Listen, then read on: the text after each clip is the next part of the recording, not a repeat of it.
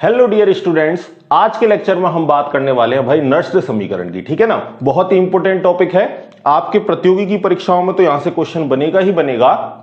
साथ में अगर हम बात करें तो यहां से आपको बोर्ड की एग्जाम में भी क्वेश्चन बनेगा। ठीक है, तो अभी तक क्या हो रहा था, जो हम ई सेल कैलकुलेट कर रहे थे वो कौन से समीकरण की सहायता से कर रहे थे भाई? हमारे पास ये समीकरण था, ई सेल बराबर ई कैथोड माइनस ई एनोड। ठीक है, और यहां पर हमको पता है दोनों जगह हमने क्या लिया था भाई? रिडक्शन पोटेंशियल लिया था। ठीक है ना, यही फॉर्मूला था हमारे पास। लेकिन इस फॉर्मूले की एक लिमिटेशन थी कि आपके पास अवस्थाएं कैसी होनी चाहिए भाई? स्टैंडर्ड कंडीशन होनी चाहिए, मानक अवस्था होनी चाहिए। मानक अवस्था का मतलब आपके पास जो सॉल्यूशन है वो 1 मोलर का होना चाहिए, जो आपका टेम्परेचर है वो 25 डिग्री सेल्सियस, या इसको केल्विन में चेंज करें तो 298 केल्विन होना चाहिए, या जो आपका प्रेशर है वो 1 atm या 1 बार होना चाहिए। ठीक है ना, तो ये हमारी कुछ स्टैंडर्ड कंडीशन थी। इस कंडीशन पर हम जो ई सेल कैलकुलेट करते हैं वो इस फॉर्मूले की सहायता से कर सकते हैं। लेकिन सपोज हमारे पास ये कंडीशन ना हो, हमारा जो सॉल्यूशन है हो वो मान के चलो 2 मोलैरिटी का हो जाए, 0.1 का मोलैरिटी का हो जाए, यानी कहने का मतलब उसकी जो कंसंट्रेशन है वो चेंज हो जाए, 1 मोलर ना रहे। टेम्परेचर भी हमारा कुछ और हो सकता है, प्रेशर भी हमारा कुछ बदल सकता है। तो अगर इनमें से कोई सी भी कंडीशन आपकी बदल जाए तो उस स्थिति में हम ई सेल कैसे कैलकुलेट करें? उस स्थिति में हम सेल अभिक्रिया का जो विद्युत वाहक बल है उसको कैसे कैलकुलेट करें? तो उसको कैलकुलेट करने के लिए आपको कौन सी समीकरण आई थी भाई? नर्स्ड समीकरण आई थी। समझ के बात को? तो कहने का मतलब आपका कोई सी भी एक कंडीशन मैच ना करे, यानी सॉल्यूशन आपका 1 मोलर का ना हो, या टेम्परेचर आपका जो 298 केल्विन है वो ना हो, और प्रेशर जो है वो आपका 1 atm ना हो। इनमें से कोई सी भी एक कंडीशन अगर मैच नहीं कर रही है तो उस स्थिति में आप इस फॉर्मूले का यूज नहीं कर सकते। उस स्थिति में जो फॉर्मूले का यूज करोगे जो ई सेल कैलकुलेट करने के लिए, वो कौन सा फॉर्मूला होगा? नर्स्ड समीकरण होगी। ठीक है, समझ गए बात को? तो नर्स्ड समीकरण की शुरुआत कहां से हुई वो मैं आपको बता चुका हूं। अब चलिए देखते हैं ये समीकरण कैसे हम इसको डेराइव करेंगे। देखना भाई, देखना। तो क्या लिखोगे आप यहां पे? सेल अभिक्रिया का विद्युत वाहक बल ईएमएफ इलेक्ट्रोमोटिव फोर्स ज्ञात करने के लिए नर्स्ड ने एक समीकरण दिया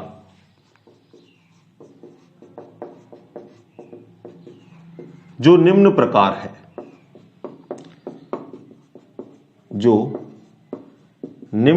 है, ठीक है। नर्स्ड ने एक इक्वेशन दिया, उस इक्वेशन को कैसे डेराइव करते हैं देखो।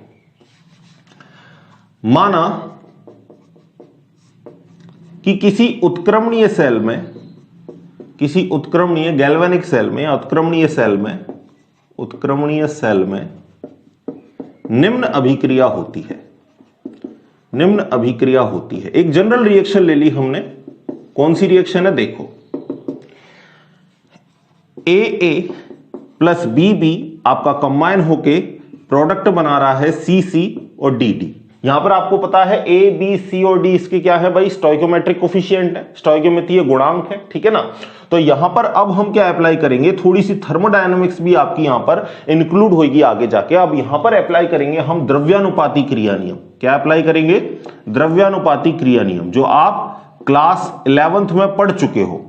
द्रव्यानुपाती क्रिया नियम क्या होता है भाई? आप उत्पाद की सांद्रता लिखते हो बटे आप किसकी सांद्रता लिखते हो? अभिकारक की सांद्रता। ठीक है, तो द्रव्यानुपाती क्रिया नियम से हम साम्य स्थिरांक निकालते हैं, और साम्य स्थिरांक है हमारा K, और इस K को कैसे कैलकुलेट करेंगे देखना। साम्य स्थिरांक K, और इसको कैसे कैलकुलेट करेंगे?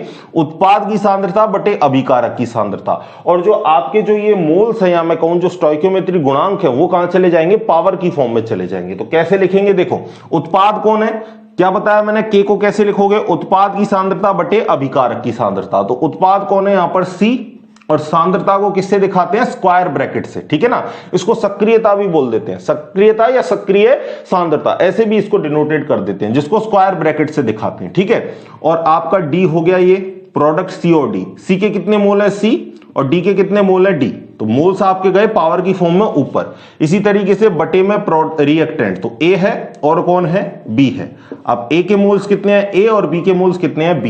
तो यहां से आपने क्या निकाल लिया? साम्य स्थिरांक। ठीक है ना, अब आप क्या लिखोगे, अब 11वीं क्लास में हमने एक रिलेशन पढ़ा था, वही वो रिलेशन क्या है देखो, गिब्स ऊर्जा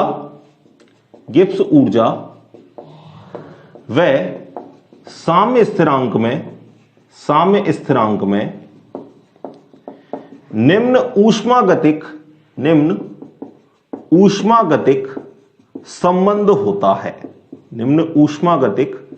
संबंध होता है। कौन सा संबंध होता है भाई, देखो डेल्टा जी बराबर delta G not plus RT ln K, ठीक है ना, ये रिलेशन होता है भाई गिब्स ऊर्जा और साम्य स्थिरांक के बीच में, ठीक है, जो हमने क्लास 11th में पढ़ रखा है। अब यहां पर क्या होगा, हम प्रीवियस क्लास में पढ़ चुके हैं कि सिंस डेल्टा जी बराबर क्या होता है -NFE और डेल्टा जी नोट बराबर क्या होगा -NFE नोट, ये वैल्यूज हम कल निकाल चुके हैं कल की क्लास में। इससे प्रीवियस क्लास में नहीं देखा आपने रिलेशन तो आप नीचे जाके डिस्क्रिप्शन बॉक्स में से इस लेक्चर को भी देख सकते हो, ठीक है। अब क्या करना है आपको, अब ये वैल्यू को पुट कर दो यहां पर, तो आप क्या लिखोगे -NFE बराबर -NFE note plus RT ln K, ठीक है। अब यहां पर हम साइन चेंज कर सकते हैं भाई, अगर मैं माइनस साइन को यहां पे चेंज करूं या माइनस का गुणा कर दूं तो ये प्लस हो जाएगा, ये प्लस हो जाएगा, ये प्लस है तो क्या हो जाएगा माइनस हो जाएगा, तो साइन चेंज कर देते हैं। देखो NFE बराबर NFE note minus RT ln K, इसको ऐसे भी लिख सकते हैं भाई, बिल्कुल लिख सकते हैं या करके, ठीक है। अब क्या करना है, NF को सोल्व कर दे, तो NF का यहां पर भाग लगा दे अपन, तो ये NF कट जाएगा, ये NF कट जाएगा, यहां पर नहीं है तो बट्टे में आ जाएगा। और इसको कैसे लिख सकते हैं, देखो या करके, और इसको कैसे लिख सकते हैं भाई, E बराबर E note minus RT upon क्या लिख दोगे NF और ln K, लिख सकते हो ऐसे, बिल्कुल लिख सकते हो भाई, ठीक है। अब यहां पर क्या करना है, आपको पता है कि अगर ln को, जो नेचुरल को अगर हम log 10 में चेंज करते हैं तो क्या आता है, सिंस ln बराबर 2.303 log 10, ये आता है भाई, ये मैथमेटिकल वैल्यू है, आपको पता होगी। तो अब यहां पर हम ln को चेंज कर देंगे किसमें, log 10 में चेंज कर देंगे। यहां तक पहले आप लिखो, फिर मैं ऊपर मिटा के इस बाकी की बात को लिखता हूं। पहले लिख लो भाई इसको, ठीक है, स्क्रीनशॉट ले लो, या पेन कॉपी आपने ले रखी है तो बहुत अच्छी बात है, क्योंकि पेन कॉपी लेके ही आप अगर लेक्चर देख रहे हो तो सारी चीजें आपके नोट्स भी साथ के साथ प्रिपेयर होते जाएंगे, ठीक है भाई। लिख लिया, चलें आगे, चलो ठीक है। ऊपर मिटा के हम इस बाकी इक्वेशन को यहां पर लिख देते हैं, देखना भाई।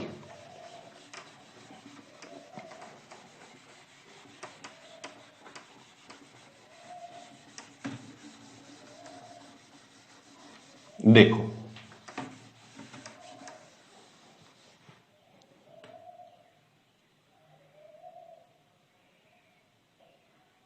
लिख लिया भाई, चलें आगे। देखो अब क्या करना है, इसको चेंज करते हैं, E बराबर E नोट माइनस, अब इसको चेंज कर दो तो क्या लिखोगे 2.303 RT अपॉन NF और फिर क्या लिखोगे log K, ठीक है, ये आपने चेंज कर दिया इसमें।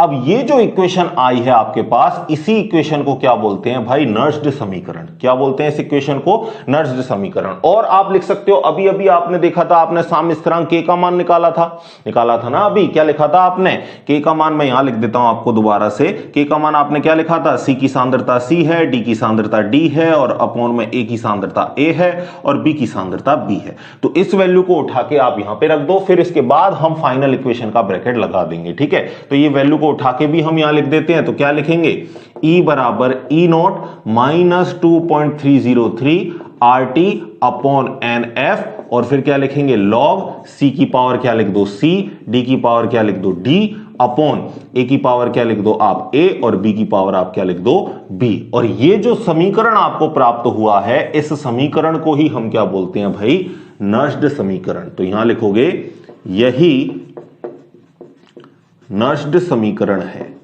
ठीक है, समझ गए बात को।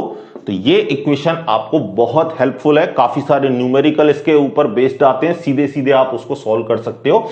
आगे थोड़ी सी कहानी और बाकी है, पहले तो लिख लेते हैं कि यहां पर कौन सी आपको वैल्यू दी हुई है। तो यहां पर जो आपको E दिया हुआ है वो तो क्या बता रहा है आपके लिए भाई, सेल विभव, ठीक है ना। दूसरा जो E नोट दे रखा है वो क्या है आपका, स्टैंडर्ड मानक सेल विभव, सेल पोटेंशियल, ठीक है। और क्या दे रखा है आपको, R क्या है यहां पर, गैस कांस्टेंट, गैस स्थिरांक, और गैस स्थिरांक की जो वैल्यू है वो कितनी होती है 8.314 joule kelvin inverse mole inverse, ये इसकी वैल्यू होती है भाई गैस कांस्टेंट की। और क्या दे रखा है टी आपका टेम्परेचर है, टी बराबर क्या है आपका ताप है, टेम्परेचर है। F बराबर क्या है फैराडे, N को लिख लो पहले, तो N का मतलब क्या है यहाँ number of electron, number of moles of electron होते हैं वैसे तो, ठीक है ना। और F बराबर क्या है फैराडे, फैराडे का मतलब क्या है 96500 कूलम मोल इनवर्स, ठीक है। और क्या है भाई, और ये आपके पास तो सांद्रताएं दे रखी हैं जो आपको न्यूमेरिकल में मिलेगा डेटा, ठीक है ना। तो यहां पर ये सारी बातें आपने देख ली कि किसको क्या कहते हैं, ठीक है। सारी चीजें मेंशन कर दी भाई, कोई चीज बाकी नहीं है, ठीक है। अब क्या करते हैं हम 298 केल्विन ताप पर, 298 केल्विन ताप पर इसका परिकलन करते हैं हम इस पूरे डेटा का, ठीक है, जो यहां पर आपको दे रखा है, ठीक है। किसका परिकलन करना है 2.303 RT अपॉन F का परिकलन, अपॉन F का परिकलन, क्योंकि इसकी कैलकुलेशन कर देंगे तो थोड़ा हमको आगे एक फाइनल फॉर्मूला और मिलेगा, उसकी सहायता से हम बड़ी आसानी से न्यूमेरिकल सॉल्व कर देंगे, ठीक है। तो देखना इसको सॉल्व कर रहे हैं केवल इसको जो मैंने आपको बताया, ये फैराडे नीचे F, ठीक है। तो इसको सॉल्व कर लेते हैं, क्या लिखोगे 2.303, R की वैल्यू कितनी है 8.314 joule kelvin inverse mole inverse. इसके बाद टेम्परेचर कितना दिया हुआ है, टेम्परेचर आपको दिया हुआ है यहां पर कितना 298 केल्विन ताप पर, ये लिख लिया आपने। बटे में फैराडे कितना है भाई आपके पास 96500 कूलम मोल इनवर्स, ठीक है। Charge on 1 mole of electron होता है, ठीक है ना। तो मोल्स ऑफ इलेक्ट्रॉन की बात हम कर रहे हैं, तो ये वैल्यू हमने लिख दी। अब आगे देखो, देखो भाई आगे देखो, अब क्या करना है आपको, इसको सॉल्व करेंगे हम। तो मोल इनवर्स से मोल इनवर्स गया, केल्विन इनवर्स से केल्विन गया आपका, ठीक है ना। तो आपका ऊपर बचा जूल, नीचे बचा कूलाम, तो नीचे जूल पर कूलाम आ जाएगा आपका। जूल पर कूलाम क्या होता है वोल्ट होता है, ठीक है। आगे बात करेंगे। और जब इसको सॉल्व करोगे आप, तो सॉल्व करने के बाद जोड़ बाकी गुणा भाग करने के बाद क्या आएगा 0.0591 जूल अपॉन कूलाम, ठीक है। और जूल पर कूलाम किसके बराबर होता है वोल्ट के बराबर, तो यहां हम डायरेक्ट भी लिख सकते हैं, क्या आया आपका 0.0591 वोल्ट आया। अब ये वैल्यू को उठा के यहां रख दो, बाकी की फाइनल इक्वेशन आप लिख दोगे, ठीक है। तो ये नीचे वाला जो लिख रखा है अपन हमने, ये आपने लिख लिया होगा भाई, इसको मिटा देते हैं और आगे की बात करते हैं। देखो अब क्या लिखोगे आप, जो वैल्यूज आपको दे रखी है, जो आपने कैलकुलेट की है अभी अभी, इसको उठा के यहां पे रख दो। तो यहां पे रख देते हैं, चलो। तो क्या आएगा फॉर्मूला, E बराबर E not minus 0.0591 volt upon नीचे क्या आ गया n, और फिर क्या आया आपका लॉग, और लॉग के बाद क्या आया C की पावर C, D की पावर D अपॉन A की पावर हो गई A और B की पावर हो गई B। और ये जो इक्वेशन है, ये इक्वेशन भी आपकी क्या कहलाती है भाई नर्स्ड समीकरण। ये इक्वेशन और ये इक्वेशन दोनों आपकी क्या कहलाती हैं नर्स्ड समीकरण, ठीक है। तो ये दोनों में से किसी भी एक इक्वेशन की मदद से आप आसानी से किसी भी सेल का क्या निकाल सकते हो भाई इलेक्ट्रोमोटिव फोर्स, ई सेल आप कैलकुलेट कर सकते हो, ठीक है। तो ये समीकरण को लिखो, फिर एक कहानी आपको और बताऊंगा, ठीक है। लिखो भाई इसको, पहले वीडियो को पॉज करके लिख लो भाई, लिख लिया, चलें आगे। अब हम क्या बोल रहे हैं कि यदि जो आपको ये उत्पाद क्रिया कारक जो हैं, इनकी अगर सक्रियता 1 हो, सक्रियता का मतलब जो सक्रिय सांद्रता है, जो कंसंट्रेशन है, वो इनकी कितनी हो, इकाई हो, ठीक है। तो हम क्या कहेंगे, यदि A, B, C व D की सक्रियता, और सक्रियता से यहां मतलब क्या है सक्रिय सांद्रता, कंसंट्रेशन, सक्रिय सांद्रता इकाई हो, इकाई का मतलब 1 हो, तो यहां पर आपको सबको पता है कि इसकी वैल्यू सबकी क्या हो जाएगी 1। तो यहां पर क्या आ जाएगा log 1 आ जाएगा, और log 1 आ जाएगा तो हमें पता है कि सिंस log 1 की जो वैल्यू होती है वो क्या होती है 0, ठीक है। यहां log 1 आ जाएगा, log 1 की वैल्यू 0, तो ये पूरा 0 हो जाएगा। 0 से किसी का भी गुणा करोगे तो क्या आ जाएगा 0, यानी ये पूरी वैल्यू भी यहां से गुणा होके क्या हो जाएगी 0, यानी यहां सिर्फ बचेगा E बराबर E नोट। बात आ गई समझ में। अरे भाई यहां पर ऊपर 1 रखोगे, नीचे 1 रखोगे, तो 1 से 1 गया, क्या आएगा log 1। log 1 की वैल्यू कितनी होती है 0, तो ये पूरी 0 का किसी से भी गुणा करोगे तो क्या आएगा 0, तो यहां पर क्या बचेगा E बराबर E नोट। तो क्या बचेगा आपका E बराबर E नोट, ठीक है। इसका मतलब क्या है कि जब किसी भी सेल अभिक्रिया में क्रियाकारकों व उत्पादों की सांद्रता है क्या हो, इकाई हो, तो जो सेल का विद्युत वाहक बल है वो ही क्या होता है, सेल का मानक विद्युत वाहक बल होता है। ठीक है, समझ गए बात को कि जब सभी आपकी क्रियाकारक व उत्पाद की सांद्रता इकाई हो तो जो सेल का जो विभव है वो ही क्या होगा, मानक सेल विभव होगा। समझ गए, ई नोट का मतलब क्या है, स्टैंडर्ड मानक सेल विभव होगा। तो यहां तक कहानी आपको सबको समझ में आ चुकी है। जो बात मैंने बोली है इसको आप नोट्स में भी लिख सकते हो, मेंशन कर सकते हो। समझ गए, लिख लिया भाई, लिख लो, इस बात को भी आप एक बार लिख लो। फिर एक आपको और डैनियल सेल के लिए हम नर्स इक्वेशन अप्लाई करेंगे। ठीक है, चलें आगे।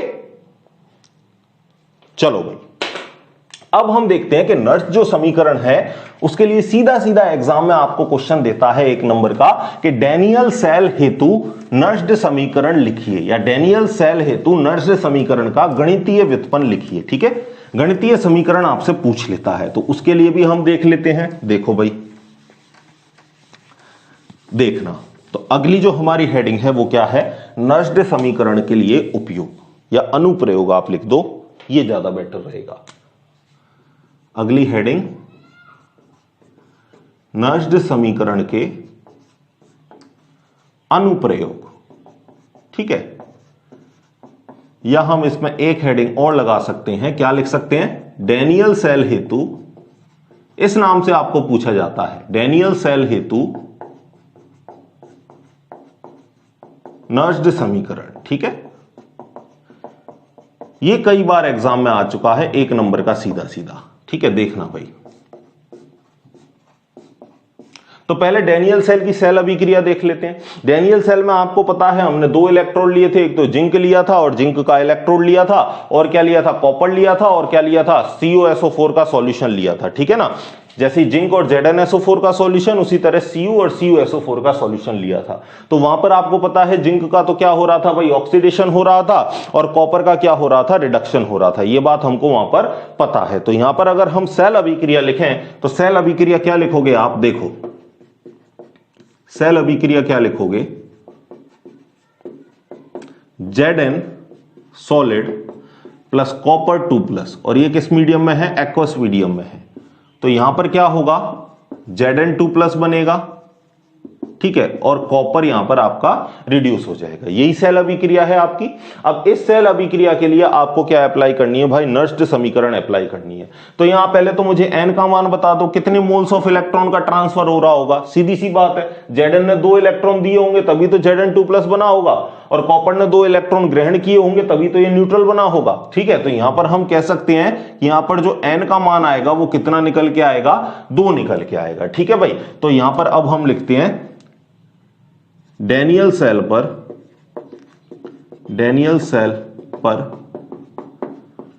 नर्स्ड समीकरण आरोपित करने पर,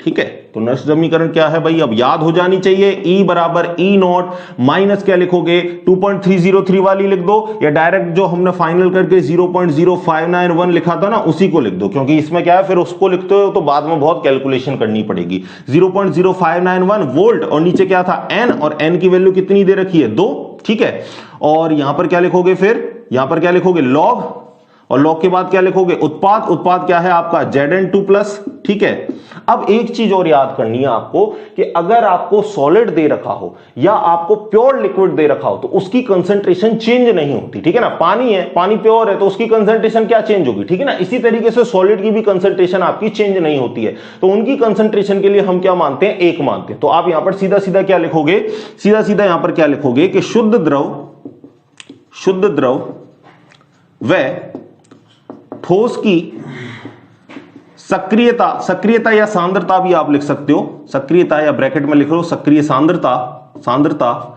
इकाई होती है।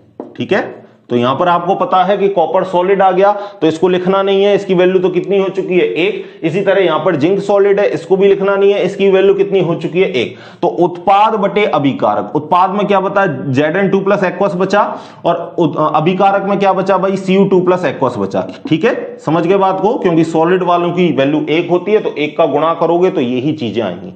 तो ये आपकी हो गई क्या भाई, डैनियल सेल पर आपकी नर्स्ड समीकरण। अब इसको आगे थोड़ा सा सॉल्व भी कर सकते हो। क्या लिख सकते हो, इसका इसमें भाग दे लो भाई, तो फाइनल इक्वेशन क्या आ जाएगी, और इसको सॉल्व कर दो, E बराबर E naught minus 0.02955 volt log Zn2 plus upon Cu2 plus. तो ये जो है ये आपकी क्या आ गई, फाइनल इक्वेशन आ गई, किसके लिए, डैनियल सेल के लिए नर्स्ड अभिक्रिया, नर्स्ड समीकरण। ठीक है, ये वाली जो इक्वेशन है फाइनल, ये आपके लिए निकल के आई। तो इसको एक बार आप लिख लो भाई, लिख लिया। चलें आगे, देखो अब आपको क्या करना है, इसके लिए एक न्यूमेरिकल भी सॉल्व करना है, जो मैं आपको अभी ब्लैक बोर्ड पर लिख देता हूं। ठीक है ना, बड़ा आसान सा न्यूमेरिकल आएगा, आपको पूछा जाएगा तो बस आपको ये याद रखना है कि भाई अगर आपको लिक्विड दे रखा है और आपको क्या दे रखा है, सॉलिड दे रखा है, लिक्विड प्योर लिक्विड आपको दे रखा है, तो आपको उसकी कंसंट्रेशन को मेंशन नहीं करना। ठीक है, क्योंकि उसकी जो कंसंट्रेशन है, जो सक्रिय सांद्रता है, वो कितनी होती है, 1 होती है। समझ गए। कुल मिला के अगर आपको एक्वस या जलीय मिलेगा तो उसको आपको मेंशन करना है। अब मैं आपके लिए न्यूमेरिकल लिख देता हूं भाई, इसको आप क्या करोगे, पहले खुद से सॉल्व करने की कोशिश करोगे, नहीं आता है देन आप इसका सॉल्यूशन देखोगे। देखो मैं आपके लिए न्यूमेरिकल लिख देता हूं भाई, पहले देखो भाई आपके लिए एक न्यूमेरिकल लिख रखा है।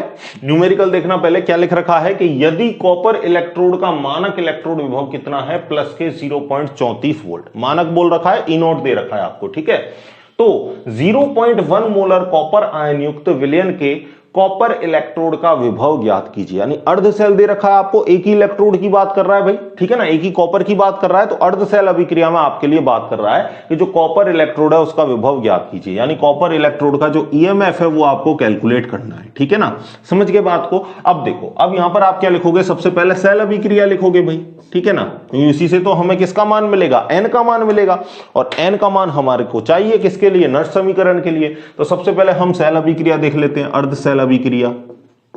तो देखो अर्ध सेल अभिक्रिया,